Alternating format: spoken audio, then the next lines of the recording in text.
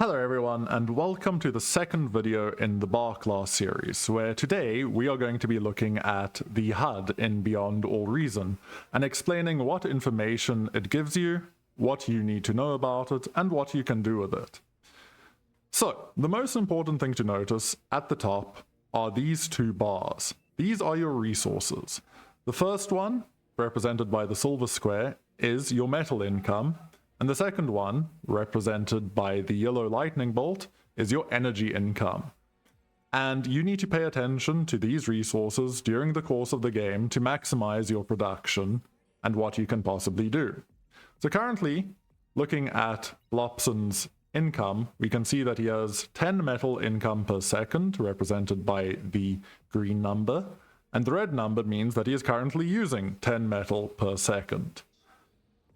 This number, the white number here, represents how much metal he actually has in the bank, which is 155 metal, and his current metal storage is 1,350. Another thing to notice here is this red button. I cannot interact with it, but in-game, if you move this button down, any resources that exceed or go past where your red button is will be shared to the team. It is strongly recommended to leave the red button for metal at maximum, because this is the most valuable resource in bar most of the time. In terms of energy, we can see that he has 138 energy per second income and a fluctuating draw on it of up to 350 energy, and sometimes decreasing to less than 100. He has 1,400 in the bank, and a maximum storage of 1,500. For energy, there are two tabs here. The red one does the same, where any excess past the red point will share to your team, and this you can normally set wherever you feel comfortable with. And then this lighter one is the energy conversion slider. So if you build any energy converters, once you have more energy than wherever you have set the energy conversion slider, that will then be converted into metal. So these are very important things to note, and it's easy for new players to not be aware of how these sliders work, and to forget during combat to either move these sliders up, or during peace to not have enough energy to actually be converting. Next to your resource bars, you have the wind speed icon here, and this will show you the wind speed on a map. Unfortunately, on this map, there is no wind speed, which means that building wind on this map is entirely pointless. On other maps, it will give you a number here, which will show you how much energy per second a windmill will create. At the top, there will be a number, which will either be 0 or any other base floor value, and that is the minimum amount of wind speed that is possible on the map. So for example, if it is 1, then it means that a windmill at the lowest wind value will produce 1 energy per second. At the bottom, there will be another number, and that number will be again between 0 and 25. Some maps go up to 30, but windmills max out at 25 energy per second. And whatever that maximum number is the maximum energy per second that a windmill can produce. And again, when you hover over, it will bring up some more information, such as the wind speed, the wind risk, and where the breakpoints are for solars to be better. For example, on this map, you will only see solar energy at the start, or advanced solars. On other maps with water, there is another tab here, which is tidal energy. Tidal energy, much like solar energy, is a fixed production, but it is variable depending on what map you are playing. So every water map will have a different tidal energy value. So please, if you're playing a water map, check your tidal energy value to decide whether tidals are worth building. Next, we have the commander counter. So the commander counter displays how many commanders are alive on each team. So currently for blue team, they have 8 commanders alive, represented by be green 8. If a commander dies, it will go down to 7. If they reach 0 commanders, it will mean they have lost the game. Next, we have the red A tier, which means that red team currently also has 8 commanders left alive. And if blue team reduces them down to 8, or to 0, that means that they will also win the game. So killing the enemy commanders and reducing the enemy team to 0 commanders is the win condition in Beyond All Reason. Otherwise, you need to make the opponent resign. Lastly, when you actually look at a player's view, there will be another block here, which is about energy conversion. Don't worry about it too much, but later on I will make another video discussing how E-conversion works and why you need to pay attention to that information. Another important thing to look at is the player list. So the player list gives you information about who is currently in this game. You can currently see on my list their OS value displayed, or their in-game rating points, as well as their flag of the country that they are playing from, and their chevrons, which represents playtime. So chevrons only represent the amount of time you have spent either watching or playing bar. So that's not very important, though you will sometimes see tournament winner chevrons. OS is representative of how good a player is, with a new player starting at 17 OS and probably losing OS down to 0 to 5, 10 OS, whilst good players generally start happening from about 20, 30 OS onwards. In this lobby, we see numerous very highly rated players playing. You will also find more information here, such as some information about their PC, their connection to the game, how much command delay they have. As a spectator, you can also see their incomes and current resource settings over here, but that is not quite, you won't see the opponent from, if you are blue team, you will not see red team's information regarding income. You'll also be able to look at the song that is currently playing, as well as pausing it or skipping it and changing the volume if you wish to do so. You will find information about the unit limit. So we currently see that each player has a unit limit of 1,882 units, and that in total there are currently 833 on the field. You'll find game time, sim speed, and FPS over here, as well as the clock. In the bottom left, we're going to find an information box. And this is going to give information about whatever units you currently have selected. So I have selected this beamer tower, and its cost and its energy cost are shown here, as well as its HP and various bits of information regarding its weapon. If you hover over this information, it will show you more detailed information about the weapon and the unit as it's being used. Next to that is the commands box, where you can give various commands such as stop, attack, move, patrol, fight, guard, set target, and clear target. You don't need to know these yet, but all of these are hotkeys that are available to you to use, as well as unit behavior, where you can set fire at will or hold position and other such things. As we zoom into the map, we'll also see mexes, and mexes are where you get metal from. And so if you look at the mex here, it has a value of 1.5.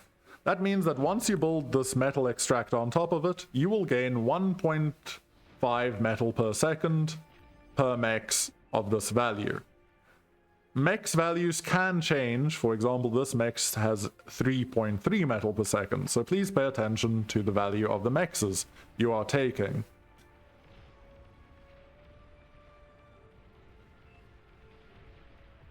Another thing to look at is if you have a con selected, you will have a build menu, and depending on your hotkeys, you'll be able to interact with the build menu.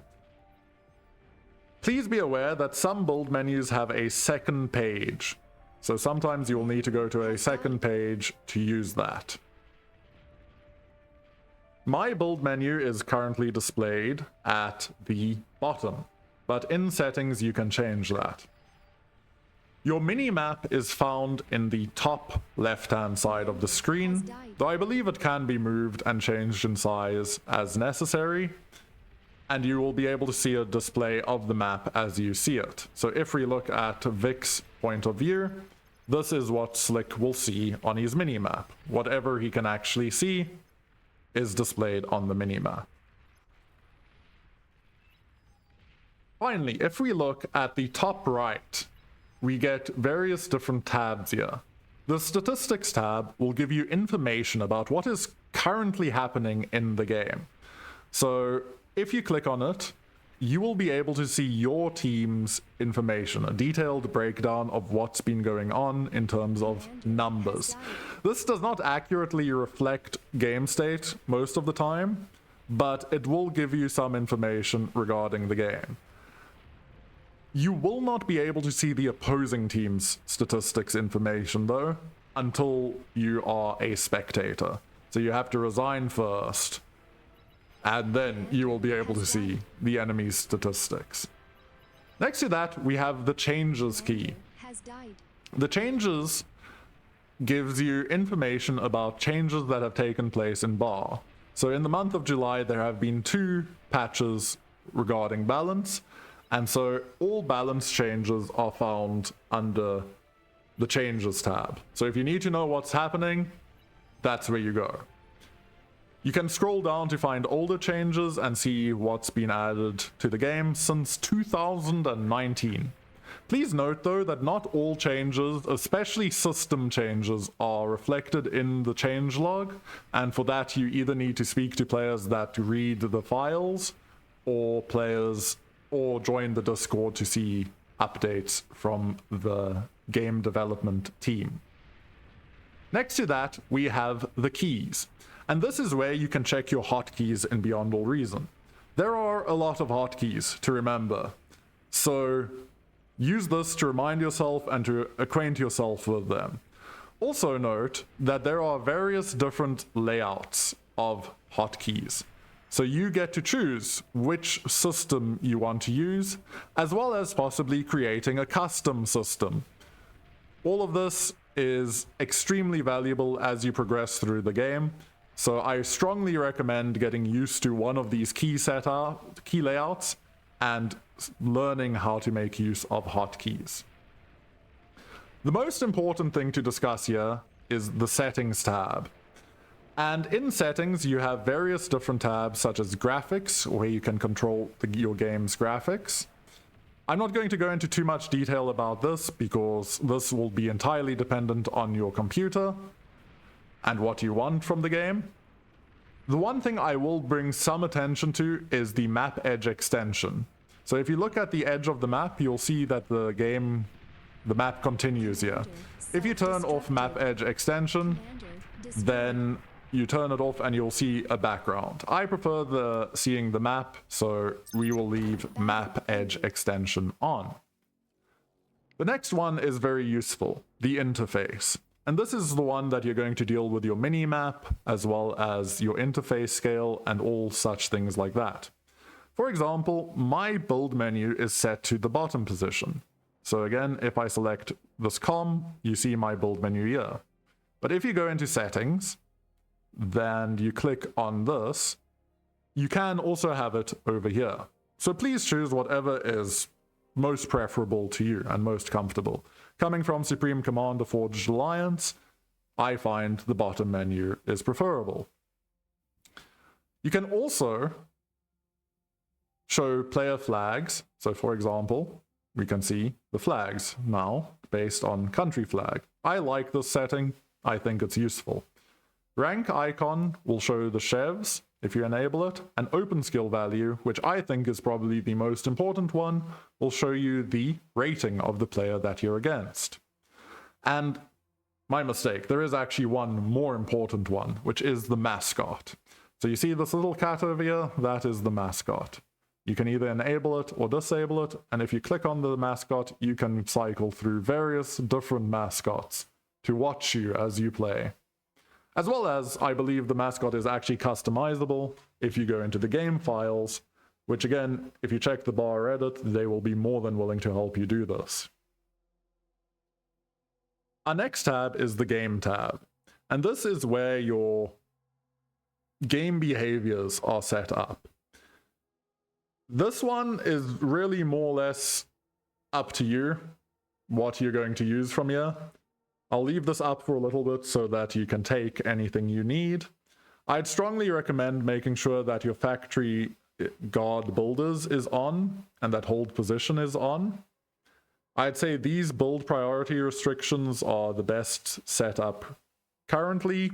As a new player, not very important for you to worry about, but as you progress through the game, controlling your build priority is relatively important.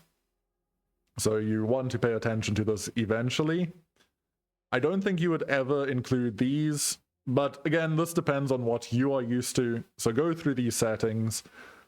I would recommend not having the transport AI on, as this can be very either useful or annoying depending on what is happening in the game state. And it's more likely going to create a problem than it is to actually help you. Only Fighters Patrol is very useful if you're an air player. It means that your bombers and gunships will stay landed, but your fighters will fly around the map if you set a patrol. This is necessary now, so your fighters will stay flying instead of land when you create them. So I would recommend setting your fighters onto fly mode. And this is probably the most useful one here, which is set target as default. So if you have a unit selected and you right-click on an enemy unit, that would normally give it an attack command. An attack command means that your unit is going to move forward and attack the enemy once it comes in range. What this changes, the set target as default command, is that your unit is not going to move to engage.